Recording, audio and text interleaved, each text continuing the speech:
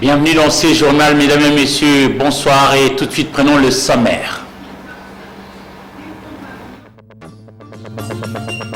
L'exploitation illicite de minerais préoccupe au plus haut point le président de la République qui a demandé au cours du Conseil des ministres aux responsables des ministères concernés d'entamer un va-t-en-guerre contre la fraude minière. La rentrée scolaire 2021-2022 approche à pas de géant pendant qu'au marché central, la mévente gagne le terrain. Le gouverneur militaire de l'Ituri appelle les coopératives minières à payer les taxes au trésor public car plus rien ne sera comme avant, dixit Johnny Luboya Kanshama.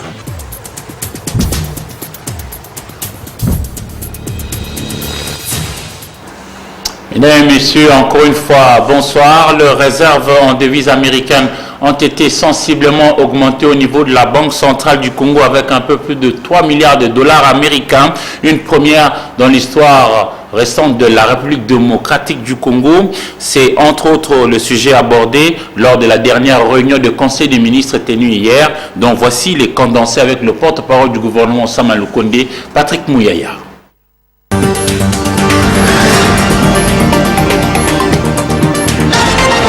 Compte rendu de la 20e réunion du Conseil de ministres.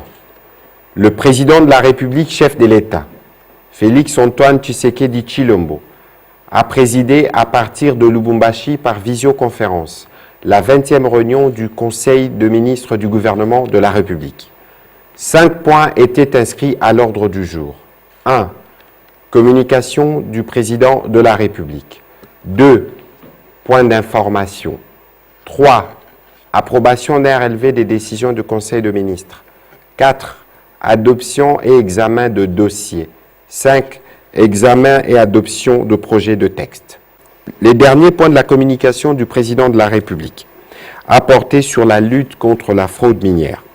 Le président de la République a déploré les différents scandales d'exploitation illégale des ressources minières.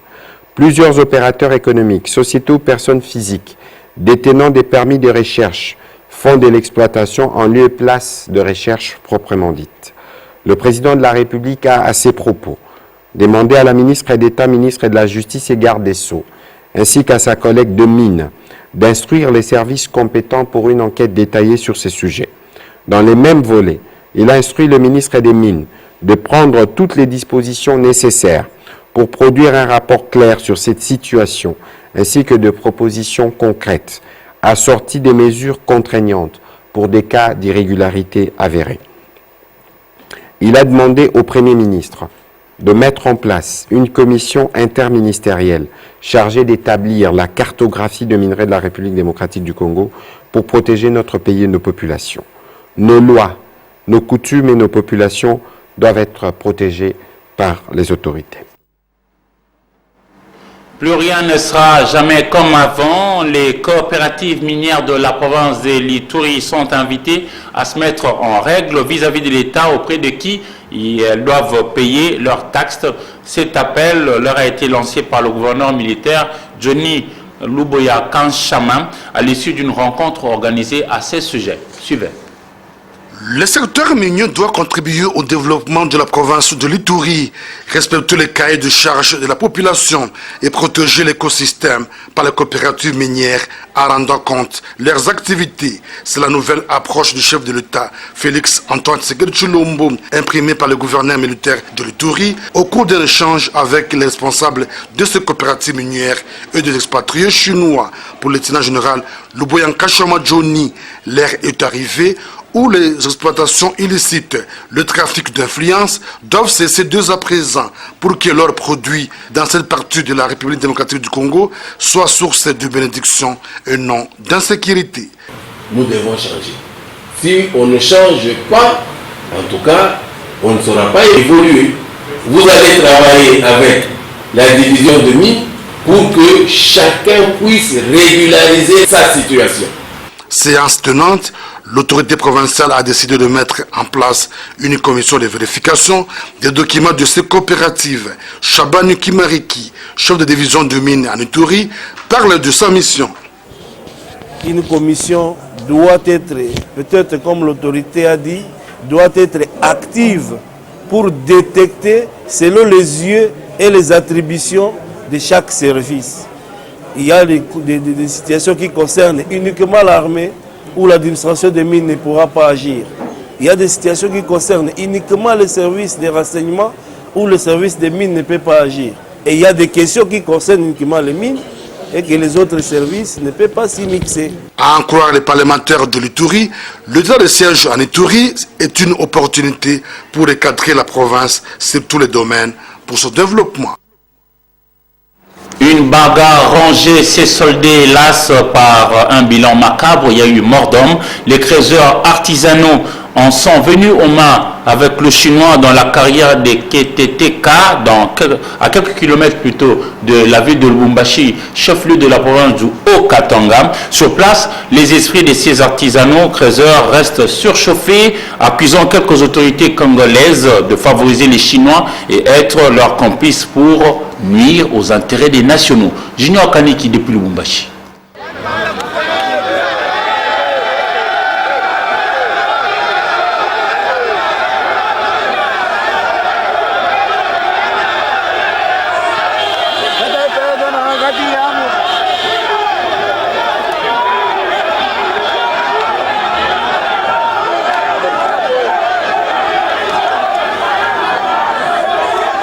Ils sont montés au créneau après le décès de certains de leurs collègues creuseurs dont la carrière Kateketa à quelques kilomètres de Luisha sur la route Likasi. Et c'est suite, selon eux, au conflit autour de la carrière avec les sujets chinois. Ils sont décédés des suites de la carrière qui met en conflit avec les Chinois. Après les conflits qui ont conduit au ravissement de la carrière par les Chinois, ils ont fait une crise cardiaque.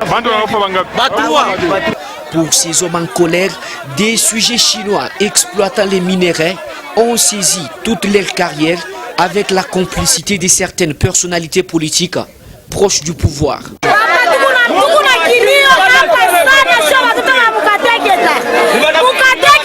C'est vraiment une souffrance depuis que les Chinois ont confisqué la carrière. Nos maris n'ont pas de boulot. Que ferons-nous?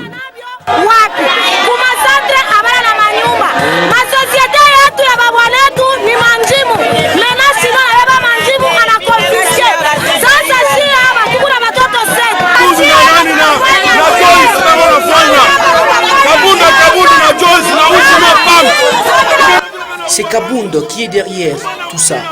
Voilà maintenant les gens meurent.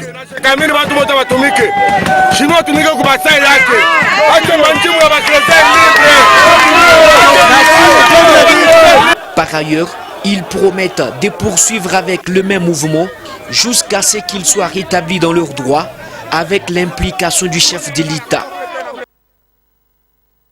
Merci Junior Kaniki pour tous ces détails depuis Lubumbashi. La rentrée scolaire 2021-2022 est prévue pour le lundi 4 octobre 2021, mais les préparatifs sont ou constituent un poids sérieux pour de nombreux parents congolais qui n'ont pas encore réussi, faute d'argent, à acheter ce qu'il faut à leurs enfants. Suivez ces constats avec Florine, notre reporter. La rentrée scolaire 2020-2021 est prévue pour le lundi 4 octobre 2021 sur l'ensemble du pays. Les parents rencontrés à Massina, au quartier Petro-Congo, se préparent déjà pour la prochaine rentrée des classes, bien que les vacances soient trop courtes et cela complique un peu les choses. Ils estiment qu'ils n'avaient pas assez de temps pour la préparation. Que pouvons-nous dire devant de telles situations? Les difficultés sont nombreuses. On n'a pas les moyens réunis pour cette rentrée. Les vacances ont été trop courtes. Ça complique un peu la situation. Les 4 awa bana bazozonga classe jusqu'à présent. Ce 4 octobre sera déjà la rentrée scolaire. Alors qu'à la maison, je n'ai même pas un stylo pour les enfants. L'État doit régulariser nos salaires et trouver une solution pour les chômeurs.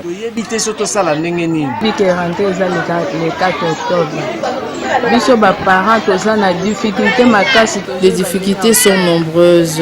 Premièrement, les vacances ont été très courtes, puis manque de moyens. Nous autres, nous avons plus de 5 enfants. Jusque-là, on n'a encore rien acheté.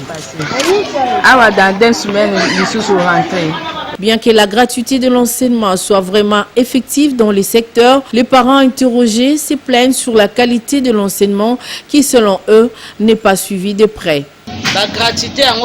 Nous cherchons aussi les acomptes, car dans les écoles gratuites, la formation n'est pas bonne. Il n'y a pas de suivi. Et dans les écoles privées, les acomptes sont trop chers. Ce n'est pas facile pour nous. De l'autre côté, les vendeuses de fournitures scolaires se plaignent aussi de la mévente. En tout cas, l'État devrait prendre en compte les interventions des parents. Au marché central à Kinshasa, dans les rayons où sont étalés les objets classiques, c'est une ambiance qui n'est pas encore au niveau de l'engouement, c'est la tristesse. Les vendeurs ont du mal à écouler leurs marchandises et presque tous crient à la mévente pendant que la rentrée s'approche vite. Suivez ces constats de Milka Kiyungu Zamunda. La rentrée scolaire 2021-2022 approche à pas de géant. Le marché central est considéré comme le lieu par excellence où l'on peut tâter la température sociale. Ici, le marché a l'air triste. Les vendeuses n'arrivent pas à écouler leurs marchandises. De nombreux parents passent, mais n'achètent presque pas, et cette mévente fait délier les langues. L'ambiance de la rentrée scolaire ne se fait pas sentir. On se demande même s'il y aura rentrée ou pas. Comme je suis là, depuis le matin, je n'ai rien vendu. Et il peut arriver que je ne vende qu'un sac. Notre caméra a occasionné sur place une forme de frayeur. Nombreux sont les parents dépourvus d'argent et qui n'ont pas voulu parler à notre micro. Le problème est réel. Il y a une sérieuse difficulté pour écouler la marchandise. Les objets classiques sont là, mais faute d'argent, des potentiels clients ne payent pas. Espérant que demain sera meilleur, certains en appellent à l'État. L'argent ne circule pas. L'État doit payer le parent pour qu'ils viennent aussi payer les fournitures pour leurs enfants. La rentrée scolaire 2021-2022 est prévue pour le lundi, le 4 octobre 2021, sur toute l'étendue de la République démocratique du Congo. Plusieurs fois évoquée au niveau de l'Assemblée nationale, la question liée à la taxe RAM, registre des appareils plutôt mobiles, n'a pas encore été soumise au débat chez les élus députés nationaux. La population qui se voit soutirer les crédits téléphoniques n'en veut pas. Pamedi Kumbu, Patrick Borel Mukendi et Africa Mujinga ont promené leur micro dans les rues de la capitale Kinshasa. Suivez. Pour ou contre le registre des appareils mobiles en République démocratique du Congo, la population dit un non catégorique à ces taxes perçues sans obtenir une quittance en retour, encore moins un quelconque service positif de la part de l'État congolais. RAM provoque la colère et malgré la série des plaintes égrenées au sein de la communauté par les usagers des téléphones, l'autorité établie ne fournit aucune explication claire. Je suis victime de ces services. Figurez que nous autres qui avons des SIM, dans les décimes, dans les téléphones Android, on vous coupe chaque fois beaucoup d'unités, vous mettez des unités, on le prend. Donc je suis vraiment victime et je suis désolé avec ces services. Imaginez-vous dans un pays sous-pauvre, vous retranchiez au peuple congolais ce qu'il a de minimum, $1, $2 ou plus. Ce n'est pas opportun à mon avis ces services. Ce qui est important, c'est d'améliorer les conditions de vie des Congolais. À l'Assemblée nationale, le député UNC Juvenal Mounoubo avait adressé une question orale avec débat depuis la session de mars 2021, mais son initiative est restée prendre de la poussière dans les tiroirs du bureau Mbosonko Diampuanga. Je demande aux autorités qui s'occupent de ces choses qu'ils prennent au moins un temps à communiquer à la population congolaise sur son importance, que les gens sachent son importance, et s'il faudra le faire, pourquoi pas enlever peu d'unités pour que la population ne se sente pas un peu lésée à ça. L'autorité numéro 1 de la RDC a promis d'améliorer les conditions socio-économiques de la population et à ce sujet, la taxe RAM à lui seul contredit toutes ses promesses d'espérance d'une vie meilleure. Et avec The Voice of America, VOA, 3 jours ont suffi pour renforcer les capacités de quelques professionnels de médias en ce qui concerne les questions sanitaires. Et la VOA a organisé à ce sujet 72 heures de formation pour permettre à ces journalistes de développer des techniques clés qui leur permettront de bien faire les analyses par rapport aux questions sanitaires en République démocratique du Congo. Patricia Baswa-Mwanda. Les rôles et responsabilités de journalistes étaient le thème de cet atelier qui a permis aux journalistes de renforcer leurs capacités sur les questions de santé. Venus de différentes provinces, grâce à la Voix de l'Amérique, tous repartiront avec un bagage qui les permettra d'améliorer le traitement de l'information et surtout la gestion des rumeurs. Le dernier jour, cet atelier a eu comme intervenant le docteur Mouyembe qui a partagé son expérience, mais surtout son témoignage face aux rumeurs dont il a été victime, pour la plupart venant de journalistes. La Covid survient à une époque dominée par les réseaux sociaux. C'est la première pandémie qui arrive à une époque où les réseaux sociaux jouent un rôle très important. Et mon premier discours, mon premier entretien que j'ai eu, lorsque le 10 mars, nous avons eu notre premier cas de Covid en RDC. Le 10 mars, j'étais à Goma. Et le 11 mars,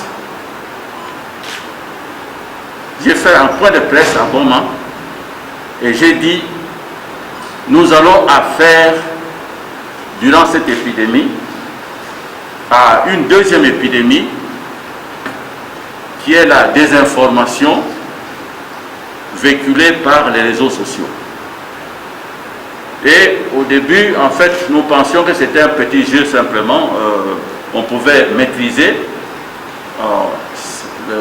les réseaux sociaux, mais il s'est avéré que c'était le plus grand mal qu'on pouvait avoir pour pouvoir vaincre une pandémie comme la Covid-19. Il a également encouragé les professionnels des médias à aller se faire vacciner avec le vaccin de leur choix. Pour la VOA, c'était une mission réussite car elle aura donné des clés qu'un bon journaliste devra faire usage quotidiennement. Et c'est avec allégresse que chaque participant a reçu son brevet au terme de cet atelier. Eux, ils ont du mal à suivre ne serait-ce que les actualités à cause du fait qu'ils sont dans le manque d'électricité pendant de longs mois. Nous sommes au quartier Kassai, situé dans la commune de Barumbu. Pour vous illustrer ce cas, parmi 36, les constats est de Bénédicte Mbebo, Patrick Borel-Moukende, Douzaine Bélébélé. Le Kassai est l'un des quartiers de la commune de Barumbu.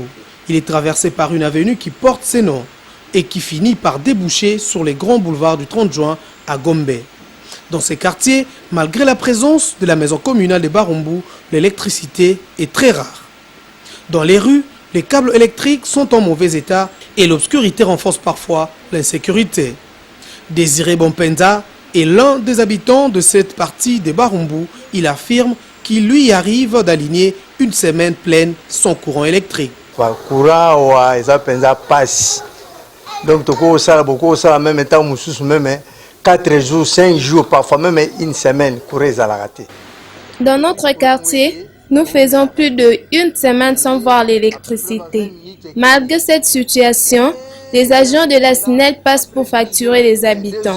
Après 2 heures, 30 minutes, et que jamais pas voir le courant du matin jusqu'au soir, jamais.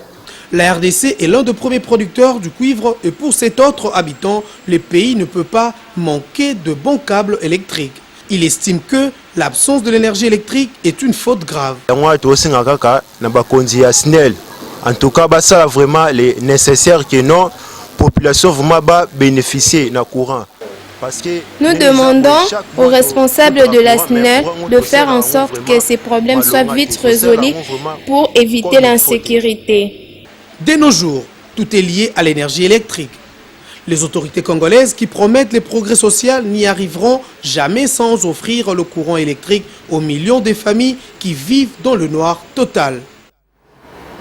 Quittons le centre-ville Barumbu pour nous rendre dans la commune de Massina où c'est la même chanson. Et là, dans la partie est de la mégapole Kinshasa, le constat est que malgré qu'il n'y a pas l'énergie électrique, mais chaque fin du mois, on voit venir la série des factures de la SNEL, Société nationale de l'électricité. Le constat est de Plamedi, Kumoko et Afrika Mujinga. Sur l'avenue Kabama, au quartier 2, nous sommes là dans la commune de Massina.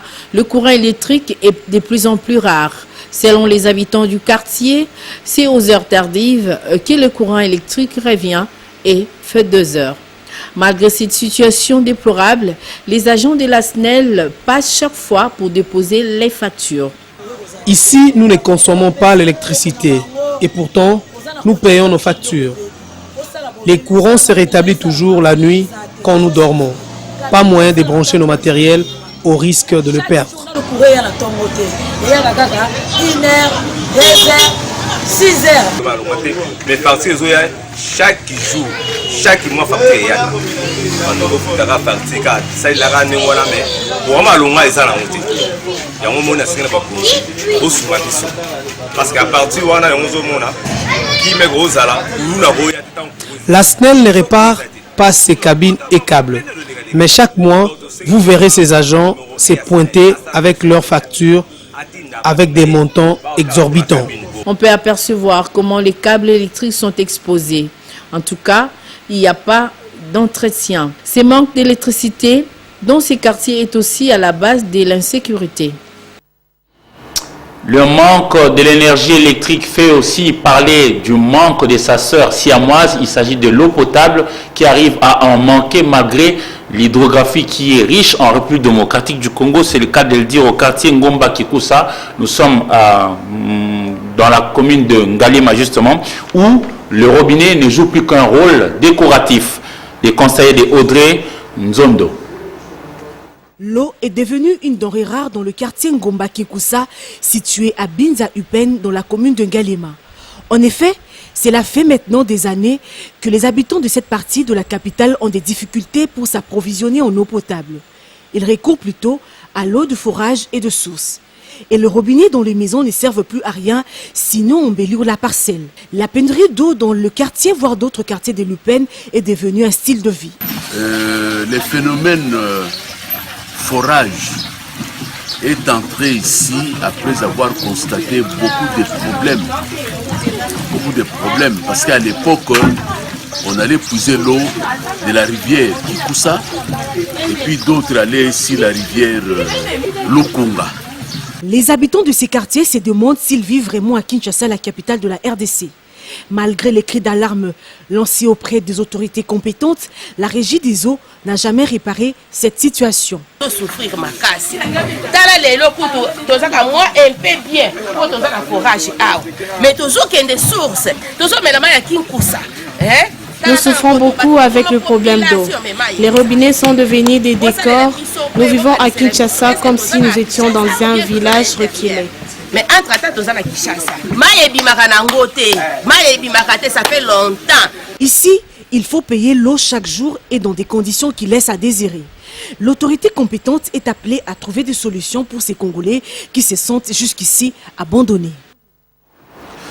Et la vie devient de plus en plus intenable au quartier Air Congo. Nous sommes cette fois-ci dans la ville de Mbandaka, chef-lieu de la province de l'Équateur. Après l'interpellation du chef de file de gangsters urbains appelé à Kinshasa, Kuluna, dans les périmètres du quartier Air Congo, justement à Mbandaka, son jeune frère, l'un de ses jeunes frères, a tenu à venger, c'est-à-dire braver la police sur place. José Maza, au Soukouma.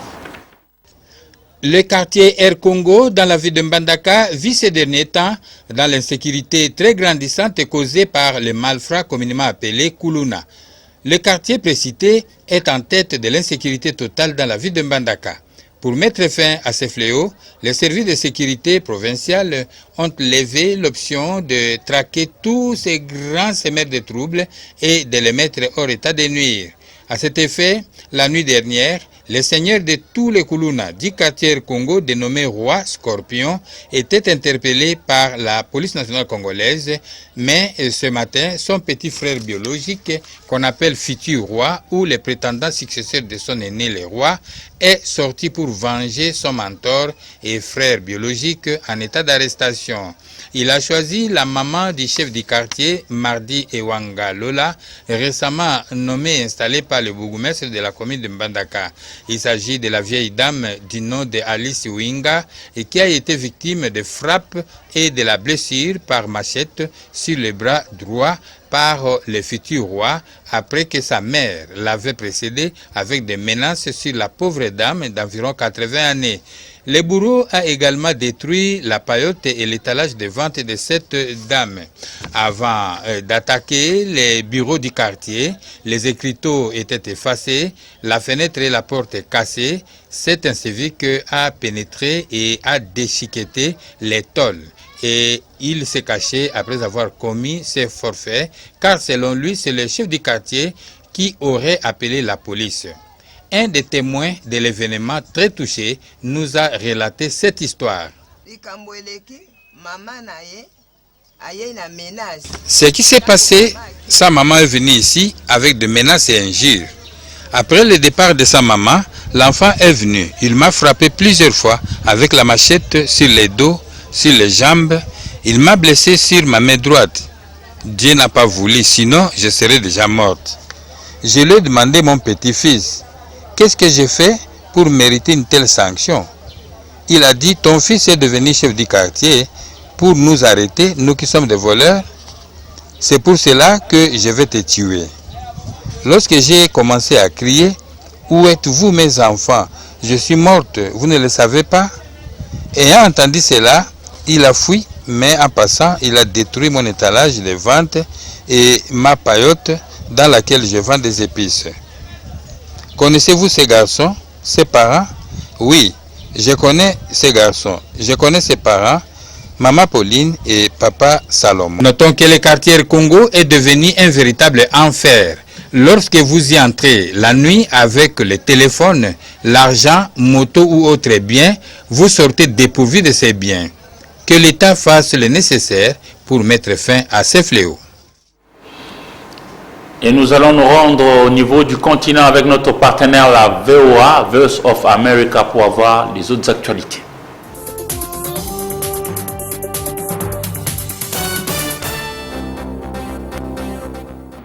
En Guinée, la CEDEAO sanctionne les auteurs du putsch et réclame des élections présidentielles et législatives dans un délai de 6 mois. Les dirigeants de la communauté ont également décidé de geler les avoirs financiers des membres de la junte et de leurs familles et de leur imposer une interdiction de voyage. Afrique du Sud, la justice confirme la peine de prison contre Jacob Zuma. La Cour constitutionnelle a rejeté la requête de l'ancien président qui lui demandait de revenir sur sa décision, le condamnant à 15 mois de prison pour outrage à la justice. En Éthiopie, des centaines de camions ayant transporté de l'aide humanitaire ne sont pas revenus de la région du Tigré. En proie à une guerre depuis novembre, le 12 juillet, 445 camions affrétés par le Programme alimentaire mondial sont entrés au Tigré, mais seuls 38 en sont revenus selon le PAM. En Somalie, les chefs régionaux appellent à des discussions entre le président et le premier ministre. Après une nouvelle confrontation, le chef de l'État, Mohamed Abdullahi Mohamed, a annoncé jeudi qu'il retirait au premier ministre Mohamed Hussein Roble ses pouvoirs exécutifs.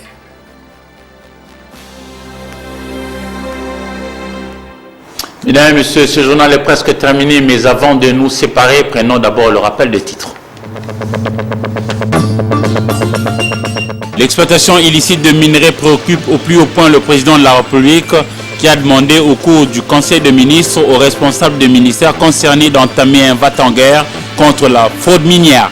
La rentrée scolaire 2021-2022 approche à pas de géant pendant qu'au marché central, la mévente gagne le terrain. Le gouverneur militaire de l'Ituri appelle les coopératives minières à payer les taxes au trésor public car plus rien ne sera comme avant, dixit Johnny Luboya Kanchama.